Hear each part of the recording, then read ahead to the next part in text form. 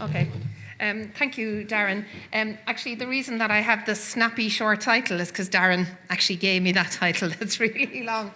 But I was just thinking on my way here, I'm sure a lot of you were out in the rain this morning, and I got utterly soaked and my phone no longer works. So I've had to carry around this for my diary today because I only know what to do by looking at my phone. So I think you can bear this in mind when we talk about data and technology in the next few slides. So I don't have a background in working on health in any way in particular. So what I really kind of want to talk to you today about is a little bit about the Internet of Things. So when I use the phrase Internet of Things, how many people are familiar with that phrase here? So quite a lot of people. So I was talking to a few people in the break who weren't, so I'll just very briefly say, you know, I come from a communications world, as Darren said, and as a lot of what we're interested in is how do you embed sensors in the world around you, in people and animals and things, in the built environment, and you gather data from those to do something with the data. So that's the kind of world that I just want to talk to you a little bit about. So on a very simple level, I put up a picture of some rugby players here because I think this illustrates the point, and given we're on a roll with how Ireland is doing in rugby, I thought it was a good sport to pick. On a very simple level, I suppose, you know, the Internet of Things is already here and all around us.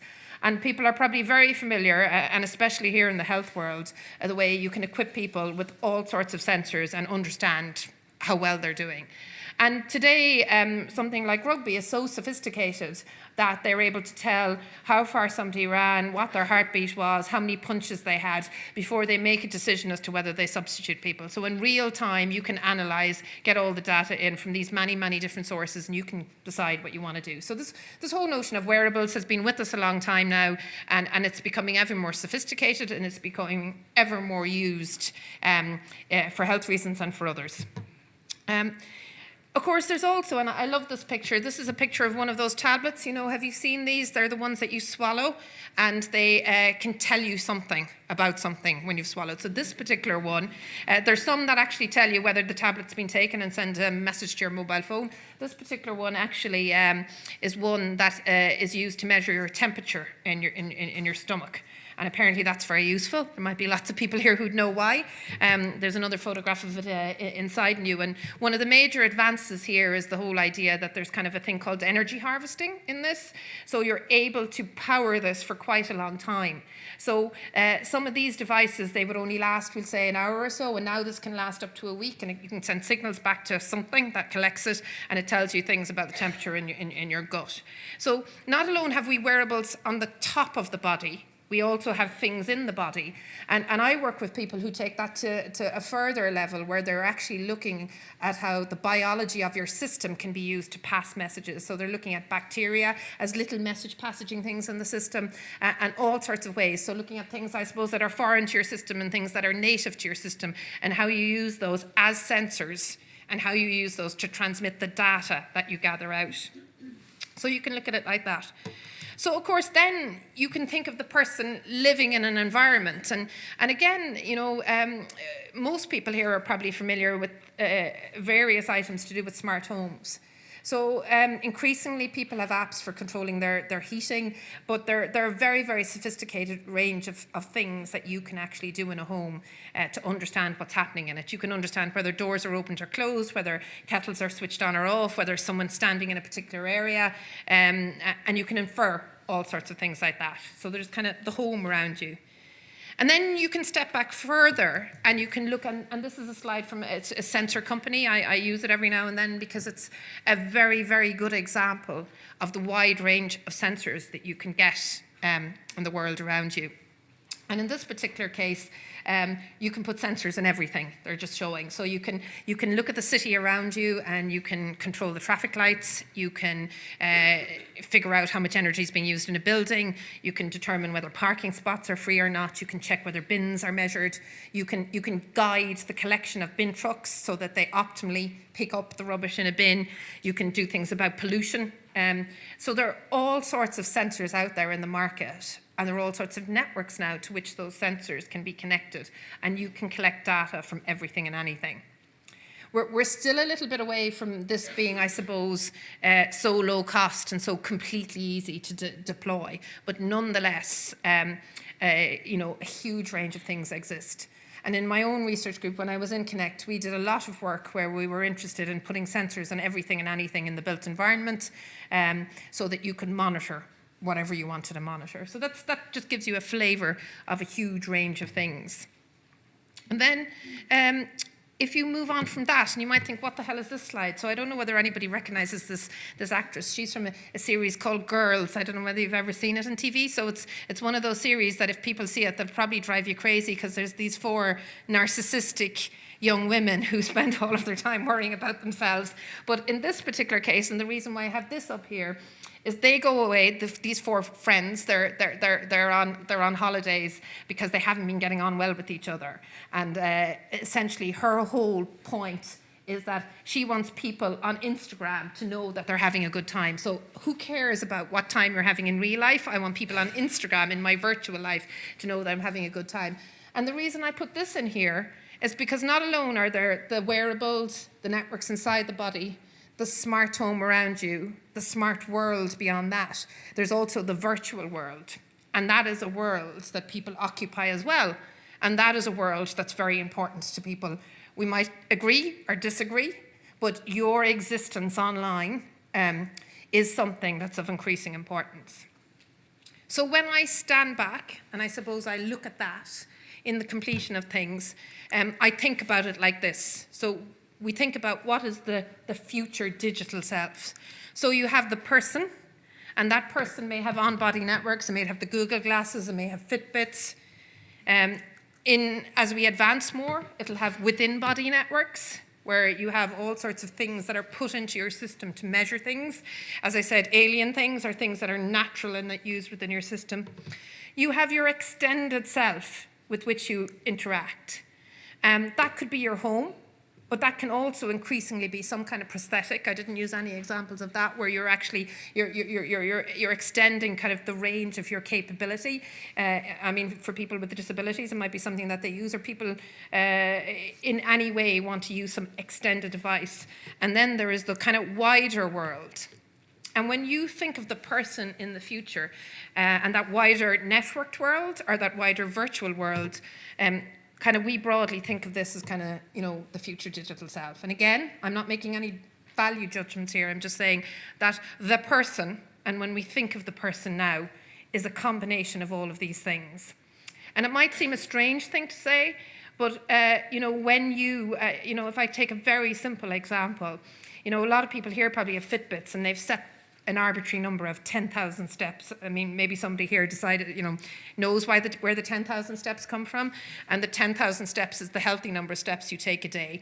And we're at the level now that if you don't collect it and gather that data, you might have walked 10,000 steps, but if it doesn't say it on your Fitbit, you feel you didn't do it. So there is this kind of blurring of the boundary between the physical and the digital. And what I suppose I'm trying to get across to you is that blurring of the boundary between the physical and the digital is not just between the physical and the virtual world, but it's also between you and the built environment around you, and the wider world still, that you're increasingly interacting with, knowingly and unknowingly. So you're interacting with because you're controlling the heating at home, but you're also interacting with because you're shopping in a particular place and you're collecting this, and somebody's noticing that you've come into a shopping mall, or and they're taking data around you. So this future digital self is kind of the way that, from a communications and networking point of view, one kind of model of how we think about the future. Okay, so you have all this data. It's all over the place, and really all that data is ones and zeros. So it's nothing else other than that. So, and it's increasingly the case, and I saw actually on the Twitter feed earlier there, somebody talking about doctors being overwhelmed with data and decision making. So what really, is data? So data is only as good as the meaning that you make of it. And this is a point, I think, that is often very missed when people talk about the Internet of Things. So when I gather data, I need to process it and do the data analytics. And whatever way I process it and whatever meaning I choose to derive out of it is what it is. So I often use an example here. So I could have put sensors into every seat in this room, And I could gather data, and I could make meaning out of that. And the meaning could be, are there seats left? Can people sit up? Do they have to walk up here and find whether they're empty or not? They can know when they come into the room. The meaning I could make is, where do people prefer to sit? Even though, as a lecturer, I'm sure most people know no one ever prefers to sit in the front row. I could use that data to control the environment. I could decide, okay, most people are sitting over here. I direct the sound over there. So the meaning you make of the data is kind of up to you once you have it. And really, that is where an awful lot of the issues kind of come into play when you talk about a connected world, an Internet of Things world, and gathering the data. So what is it all for? And I think what makes you guys a very interesting audience is to think about that and what it's all for in the context of health. And obviously there's loads of examples how people do that today, but I specifically, I suppose, wanted to talk to you about this, the kind of minding this gap.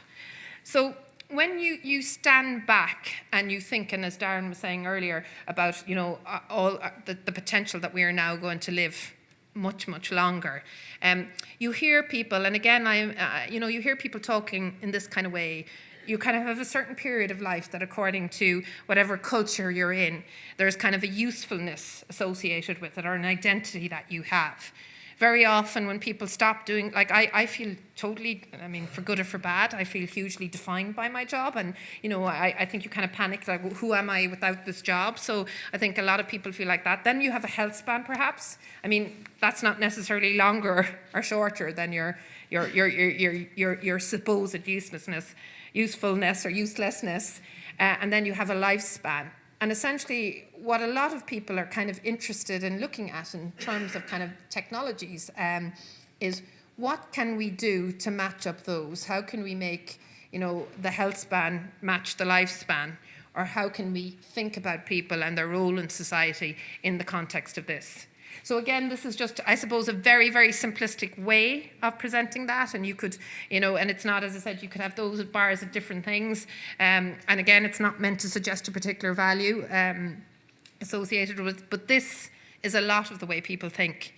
So when you look at the kinds of technologies that I've been talking about, those technologies that are embedded in the human and in society and then used to extract data, when we want to make meaning of that data, the questions we're asking is, how do we make meaning that can kind of address some of the issues that are there?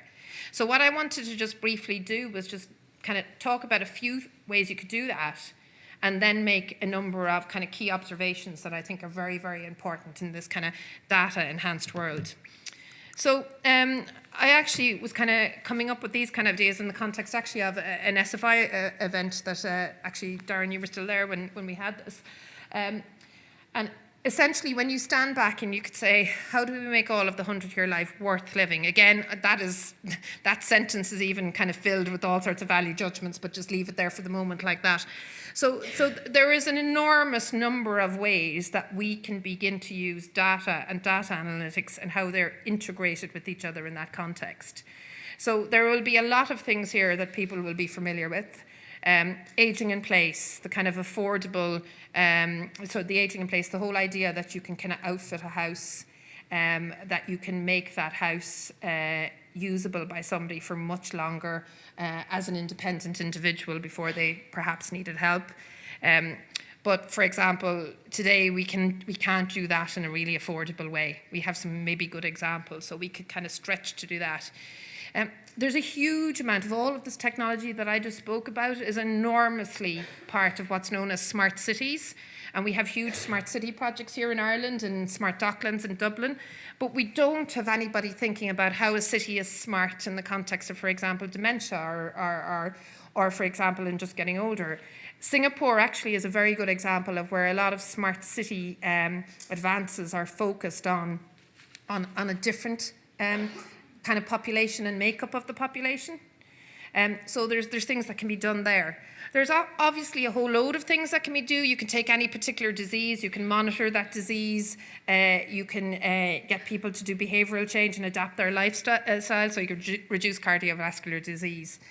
You can also start to focus on things that are about memory. And again, I'm not actually suggesting that any of these things are things that are worthwhile or should be done. I'm just trying to get the sense across that there's just a whole range of things. You know, there's a whole focus now, for example, on data and technology that's about kind of understanding your organs and being able to reproduce yourself. So I don't know whether any of you have seen some of the companies, some of the adverts for companies that are into 3D printing, you know, and there'll be these kind of really interesting ads where they talk about somebody being in an accident and the car being outfitted with sensors and they immediately being able to determine, you know, something about you and say you broke your jaw and then send information to the hospital and then you 3D print the missing bit and then it gets inserted. So there's all these kinds of things where people are thinking in this joined up way, rightly or wrongly, about how this stuff comes together. And then there's a lot of talk about kind of memory and how we remember and how we capture what we do and how we store that and how we look back on that. So essentially, technology and data, there's a huge kind of overlap. But in the world I come from, where it starts is with the technology. And what you're doing is you're saying, okay, here is this Internet of Things, here's the stuff you can stick on someone, here's the stuff you can put in someone, here's the stuff that you can actually kind of put in the world around you. But then what you typically struggle to do is to say, and what meaning do I want to make out of that? And I suppose my number one message here is you can make any meaning you want, and it depends how this data and this technology gets put to use. And voices from a conference like this are really important to deciding that. So there's a few observations I want to make that I think are kind of important and kind of following on from this. So the first observation I just want to make when it comes to technology and data. So I don't know whether anyone has ever heard this, but the phrase, if you want to commit a crime, you get a middle-aged woman to do it, because middle-aged women are invisible, right? So this is, I worry about these things at the age that I am. So the thing about it is when I think about data, and I think about technology, and I think about the world that I just spoke about here, there's part of that world that's kind of encouraging people to stay invisible. You know, because you're kind of maybe thinking, here's a relative I don't have to visit because there's technology that tells me the kettle was put on, you know, they walked in and out of these two doors and everything's fine. And there's part of that world that, for example, associates social media with younger people only, and it shouldn't. So there's part of that world that's pushing that way. But there's another part that can make people more visible, and it's up to us to drive that. So that's the first thing. The second thing I want to say, and this is a little bit of a complicated point, but it's a point that's really important to make. Does anyone know what this bench is or ever seen that bench before? So this thing's called the Camden Bench. And the point I want to make here is whether we like it or not, or whether we are involved in conversations or not, technology and data analytics in the built environment is progressing at pace. And what it is actually doing is embedding social laws into the world around us. So I just want to explain what I mean by that. So this bench, I'm going to use an example that has no electronics in it. This bench was designed by people in Camden in London to prevent 23 activities. So apparently you can't skateboard on it, you can't sleep on it, because they wouldn't like any homeless people sleeping anywhere in it. You can't graffiti it. Apparently you can't do drugs in it. I never get this one, but it's something to do with, like, you can't hide your drugs easily in it. You can't ram it with the car, you can't ram it with the truck. There's a whole load of things about it. So the key point here is that you did not need to make any rules. The object itself had those rules and those social laws embedded in it. So you don't need to make a rule, homeless people can't sleep in this area, they just can't sleep on that thing, okay? You don't need to make a law that graffiti isn't allowed, graffiti just can't be done on it. And this is exactly what's happening in the Internet of Things and the data analytics and the built environment around us. We are actually building social laws into the world around us through those technologies. And what's happening is because they are still relatively new, and because we don't fully understand data analytics and AI and machine learning, social laws that we may or may not like are actually happening. And those social laws that we may or may not like are either going to be ones that are kind of productive and lead to something wonderful about the 100-year life, or ones that are kind of targeted at a very narrow group of people. And let me again give you just some very simple examples. I use this one an awful lot. You know, if you have a smart traffic light, it sounds like a totally benign thing. So at night time, the traffic light might change at a different speed because there's no point in it waiting, on red if there's no cars coming in the other direction. But you could also have a set of traffic lights that takes traffic away from a salubrious area, sends it to a poorer areas. That influences environment and health and pollution, and that changes the lifestyle for people. Someone may have done that completely benignly, or someone may have done that on purpose. But most of the time we actually don't know. So the way I describe this is when you talk about big data and data analytics and decision making, all decisions are political. And even when you write a mathematical function, and we talk about when you optimize a decision, we talk in engineering about the objective function. And what I often say, the objective function is not objective, it's subjective, and it's something you're optimizing, you're making a decision. And likewise in medical things, you are making a decision in a particular culture and a particular context. And I was looking actually at the front of your notebooks, and I thought it was research and evidence. And I think evidence is really important, but evidence is often socially constructed. And what we see in this Internet of Things world, where data and technology is so integrated, that social construction is happening without us hugely thinking about it. So my message, I suppose, is that there are amazing things happening with technology. There's amazing things happening where technology and data analytics are integrated, so people can make meaning out of the data, and then they can take action. But that is something we all need to hugely engage in, because we need to make sure they're making the meaning that we want and taking the actions that we want. So it's really, really important to think like that. So then I suppose I just want to end with two things. I work as an engineer, but I also work with a group of artists, and we have a department called the Department of Ultimology. And they set up this department to study things that are dying or are in the process of dying, mainly from an academic and conceptual point of view. But what I think we did in it, we had this event where we called it a research purge, and we had to take the ideas that we had kind of clung ferociously to and kind of let them go to kind of purposely get them to die off. And it was a really, really interesting exercise, and it's something I think that you need to really do now when you're thinking about the data and the technology and the world we're in, because there's just such a different way of looking at things. And even on a very simple front, the data we collect, the first level of data we collect, it's often the things you infer and infer out here, that's something you hadn't thought about, are the things actually that are driving stuff. So when I think about the kind of topics that we're discussing here and that are on your agenda all day, I think there is, you have to let go of things that happened before and maybe embrace new things. So finally, I'll end by saying, and this is my summary, there is no such thing as neutral design. Engineers hate me saying this, but there isn't. And everything that we're designing in the world around us, whether it's the Camden Bench, whether it's any piece of technology we're embedding something, or whether it's an algorithm that we are designing to interrogate that data, that is not neutrally designed. So I suppose I have one request, and people here are hugely skilled and come from rich understanding of the health world, but it's incumbent on us all to have increasing knowledge of technology and things like artificial intelligence and big data, not so we have to be the ones designing it in all the cases, but absolutely because we have to be the ones discussing it and have to be literate enough to drive the conversations in the directions we want. So that's all I have to say. Thank you.